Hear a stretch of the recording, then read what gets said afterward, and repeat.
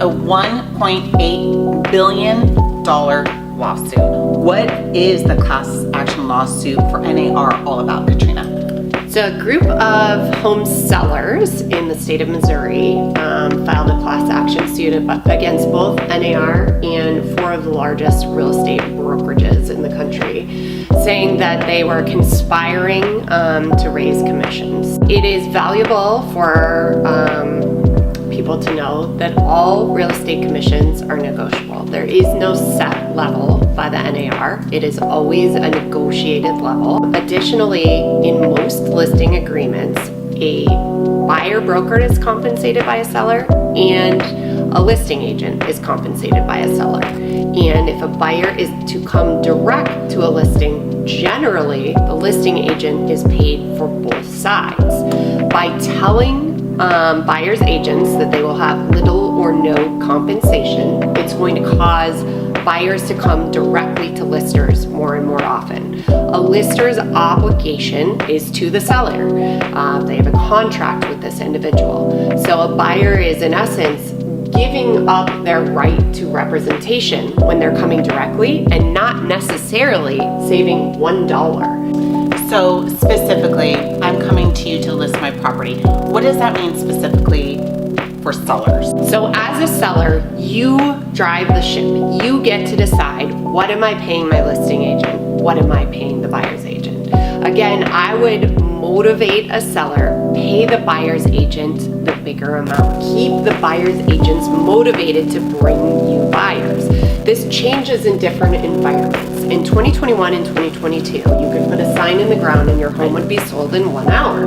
Okay, you didn't need to pay a huge commission back then. Right now, the average is 90 days to sell a property. As a buyer, you should want representation, and as a buyer's agent, you should value your time correctly.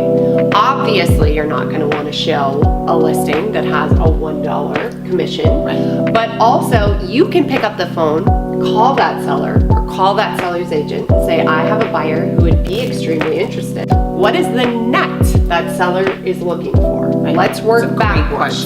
Let's try and figure out what amount gets me paid, the listing agent paid, and the buyer and seller to cross the finish line. Client's happy. Exactly. Everyone has the same goal. Seller wants to sell the home, buyer wants to buy the home.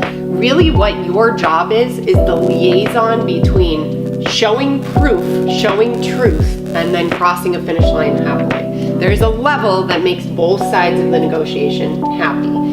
And when the real estate commissions are too thin, the realtors can't step in and adequately help get across the finish line. A $5 million contract might sign off in minutes, yet when they ask for $5,000 in an inspection, it's a no. Had they offered $4,000 or $4,995,000, would they have signed off? They absolutely would have. Absolutely. That $5,000 is now holding up the sale. Right. Or grandma's old couch that they want $10,000 for is ruining the sale. Don't let it ruin the sale. Compensate the agents where they can step in and help during these negotiations. Exactly. It's going to be a rougher environment for new agents. New agents typically will work with buyers. If they're now suggesting to the general public that the buyer's agent shouldn't be compensated, this poses 2 threats. One, there's a big issue of housing affordability right now. Well, in the US, 90% of homes are purchased with a loan. In Arizona, that's 1 in 5 is cash. Right. So 80% are using a loan. If you are a buyer and you had to separately pay your buyer's agent the fee, you might no longer afford this home. That puts you out of the market, sadly. It puts you out of the market, and it's going to have sellers electing cash offers, which they're already incentivized to do. Right. So as a seller, you should be compensating that buyer's agent because it can be wrapped into the loan. Without that, you are eliminating all of your loan buyers, all of them. What are your thoughts about the appeal process? I mean, they're gonna have to appeal it, but in all honesty, it means nothing. It means nothing. The compensation structure of real estate is already a negotiation. In the state of Arizona, there is no set level. You can list for any amount you want. You can buy for any amount you want. Your listing agreement can have any stipulations that you would like in there. But as a consumer, hire someone in your area who has sold homes in that value and is willing to jointly put their money on the line with you to get your home sold. Then pay the buyer's agent. Right now you need the first agent. The sign in the ground is not selling your home. You need marketing everywhere, the biggest reach possible. You need someone who will show up to every showing, lights on, smiling, informed, coaching about the area, and you need to compensate the buyer's agent. This is the market for professionals. Yes. This is a professionals market, bottom line.